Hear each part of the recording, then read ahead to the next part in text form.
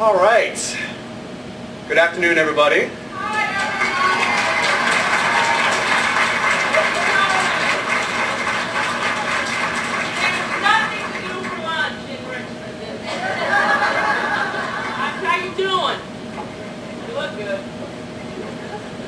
Just a quick survey. How many people have never seen this lady live before in person? Get ready. Get ready. Very quickly, my name is Dan Stackhouse. I'm the Director of Development for the Library of Virginia Foundation. And it is my great pleasure to welcome all of you here today. So, lots of people have never seen Adriana before. How many people have never been to the Library of Virginia before? Anybody? Wonderful. Wow. Welcome. Anybody here for a book talk for the first time? Maybe some of the same people. Wonderful. Well, we are so glad you are here. Thank you. So glad you found a place to park. We have, it can be challenging. We have a lot of folks here, but I hope you will come back. We have a lot of exciting programs going on here at the library just about every day. If you come back tomorrow, we have a wonderful exhibition if you are interested in old maps. We have our Voorhees lecture that we have on a yearly basis here about the history of cartography, along with a wonderful special exhibition, one-day exhibition of old maps right across the hall here. If you are here next Thursday, you'll be here for our Virginia Women in History program. If you were here last month, you were here for our African American Trailblazers program. On top of all the great things that we do just every day in the library, upstairs and circulation and all the great research that happens every day here at the library. So we are thrilled to have you here, and we'll hope you will come back. We will be giving away a copy of Very Valentine at the end of the talk today. So hang out, and hopefully you had a chance to sign up to win. I will say if we were selling books out in the lobby. I think as I was walking away, they had 3 books left. So if you didn't get a chance to buy one ahead of time, I have to come back. You'll have to. So, but be sure before you leave, visit the Virginia shop. We have lots of wonderful things there. There's a sale going on all Chelsea House furniture, some beautiful stuff that is, I think it's half off right now. So great things over there.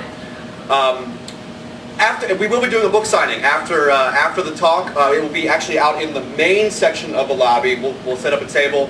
And we'll get the line through as quickly as possible. I would just say, just be sure to make a line and just be aware that we do have library patrons who will be going up and down the stairs. So just remember that they need to get places too. So as I mentioned, I'm with the Library of Virginia Foundation. The foundation is responsible for a lot of the educational programs that we have here at the library, including our book talk series. If you are interested in ways that you can join the foundation, we have what's called the Semper Virginia Society. It's the membership society here at the library. Is your tax-deductible contribution goes to programs just like this, like the Literary Awards, like Virginia Women in History, and our great K-12 educational programs. So if you would like any information, it's out there in the lobby, or just come and see me, or visit our website. Actually, our new improved website, which is very exciting. All right. I'm done talking. It is now my pleasure. Who said yay?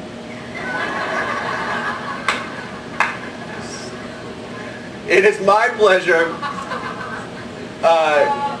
to introduce a wonderful partner of ours. Fraser Milner is the Director of Strategic Marketing with the Richmond Times-Dispatch. The Richmond Times-Dispatch is a wonderful media partner that we are proud to join with to present these book talks every year, and she will be introducing the lady of the hour. So, Fraser, thank you. And I realize that I'm the person between Dan and the person you all came to see, so I'm going to keep this really brief. We really are. The Richmond Times-Dispatch is delighted to be a partner of the Library of Virginia for this and many, many things. In fact, I was here just this past Saturday for the Times-Dispatch Regional Spelling Bee, where we had 30 kids from all around Central Virginia competing to go to the National Spelling Bee in Washington. So we do indeed spend a lot of time here. I have had the pleasure of being in the same room with Adriana several times over the last few years, and I promise you, you are in for a treat. And I'm not truly going to take but a few minutes, but I do want to tell you a little bit about her, and forgive me for reading it. I just don't want to screw it up and give her a life she doesn't really have. So bear with me just a minute. Adriana Trigiani is beloved by millions of readers around the world for her hilarious and heartwarming novels. We all know that. As many of us know, Adriana was raised in a small coal mining town in southwest Virginia in a big Italian family. She chose her hometown for the setting and title of her debut novel, the critically acclaimed and best-selling Big Stone Gap, followed by the sequels, Big Cherry Holler, Milk Glass Moon, and Home to Big Stone Gap. Adriana has delivered a string of New York Times bestsellers, to which we can now add Very Valentine. And I will admit, I am in chapter 2, but it's like I'm trying to read it at work now. I don't want to put it down. So, after graduating from St. Mary's College in South Bend, Indiana, Adriana moved to New York City to become a playwright. She founded the all-female comedy troupe, The Outcasts, which performed on the cabaret circuit for 7 years. She made her off-Broadway debut as a playwright at the Manhattan Theater Club and was produced in regional theaters of note around the country. And I'm going to skip the part about the rest of the credits and so on and so forth, just because. Boring. Yeah. Well, I didn't say that, but I will tell you that the most exciting news is she is in the middle of the final preparations to produce for the big screen Big Stone Gap. Hallelujah. So. We can all look forward to that, and I will tell you that one of her best performances was here last year at the 2007 Literary Award People's Choice. Wait, she actually won the award. Yes, and hosted the 2008 Literary Awards, and we're hoping she will come back to visit often and without further ado. She's adorable. And guess what? I'm hosting this year. So will you come?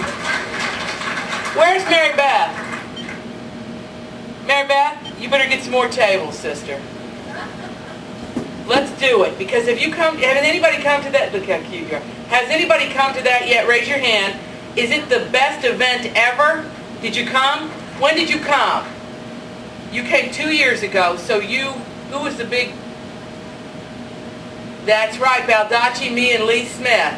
That's pretty good, wasn't it? Lee Smith being the greatest. Look, now you dragged your husband. He didn't want to come, did he? He did not. Yes, you're gorgeous, and I want your necklace. It's a dove, I think. It's gold. What is it? Is it a bird? Yes, love. Wow. Well, that looked good on me. Who gave you that? Your husband? Did he give it to you? You're crazy about each other, but how did you get him to come here? Did you just... I love that. Intergenerational coercion. It's fantastic. Now, we talked about my comedy group, so before I get really, truly started, I've got to introduce one of the founding members of the original Outcasts at St. Mary's in Notre Dame. We made our debut in 1980 at Notre Dame in St. Mary's, and would you stand up, Kathleen Maceo Holman?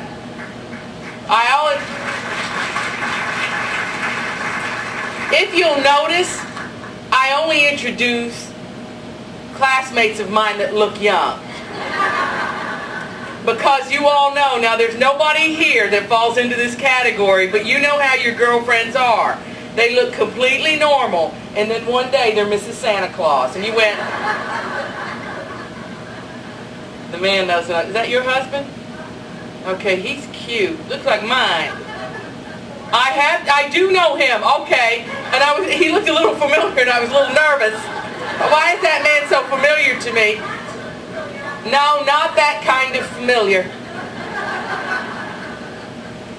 And then behind you is a gentleman. Now, who are you with, sir? Are you married? Fantastic. And did she drag you, or did you want to come? Okay. Good answer. How many years have you been married? Fantastic. And you know what? You got to hold on to him because he's got a good head of hair, and after 30, that's in the plus column. First of all, thank you for coming. I can't believe this room is filled, and I'm here all day, so we'll talk afterwards, of course, on a personal level. But I've been very fortunate on this tour because I've had my family with me. And it's always interesting to travel with your family places because really the issues from when you were 4 years old come out, don't they? Because we all stay in the same rooms and we're all together. And I'm one of 7, third of 7 children. And my mother will always say she had 7 children in 9 years, which is, I don't even understand that. I don't even know how that works. And I have one child, she's 6 years old, because the Lord sends you what you can handle. And she's 6, so she's now at that age where she's aware of a lot of things that I could sort of push under the rug before. And the first thing was, right as I was about to leave last week, and we've done this tour so that she's either with me or I'm gone one night, which is really hard, even one night. It's been 6 weeks, and so I go and I come back, and I go and I come back, and she'll see me in the afternoon, and I'm back the next morning, but it's on me, it's kind of crazy because of the flying.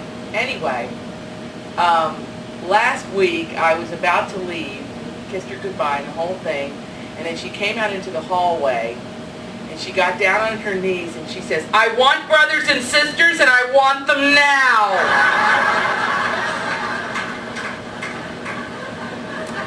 Now, my instinct was, of course, to tell her the truth, that Mommy would be in Bellevue with more than one, but okay, didn't say that. I sat down with her and I said, "Lucia, why are you asking for this now? Why are you? I want them, and I want them now." So I concocted this whole story. That's pretty effective. I have pictures of her ultrasound that, by the way, when they handed me those pictures, I couldn't see anything in those pictures. I've looked at those pictures 100 different ways. Where's the baby in there? It looks like a solar system to me, doesn't it? Like, but people put them on the refrigerator. Why are you hanging the solar system? That's my baby. So I'm looking, so I have them in this special book that we every year my husband and I write in it to each other at Christmas time. Because, well, let me be honest. Can you hear me if I walk around a little? Can you hear me back there? Pretty good? Or is it a problem? See, I need to wander. Okay, I'll stay here. Can you hear me very well back there if I stay here? Okay. First of all, I love my husband dearly, but he buys me the worst presents you've ever seen. Now you see how you're gorgeous with your Aphrodite, and I zeroed in on you because, see, your husband, in another life I hope I get him, but I got the one I got. And he will give me, you see what I like. So, and he knows what I like. But it's always a big box, so it raises my expectation level. And then I open it and it'll be one pearl. Beautiful pearl, but it's one pearl. And then he'll say things to me like, "There's diamond chips on the bail." And I'm like, "Oh, I see them." But really you can't call them chips. You have to call them chips. They're just, they're so tiny.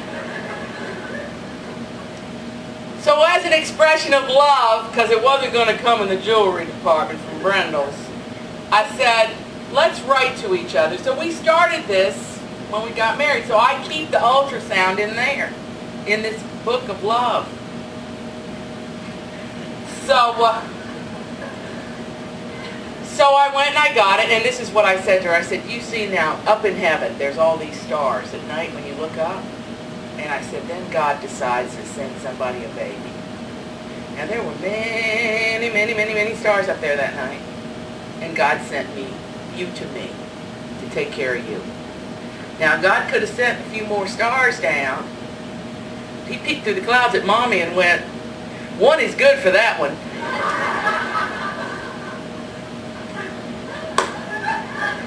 Well, she bought it hook, line, and sinker. Till we have to tell her the real facts of life, you know. So anyway, that was one, and then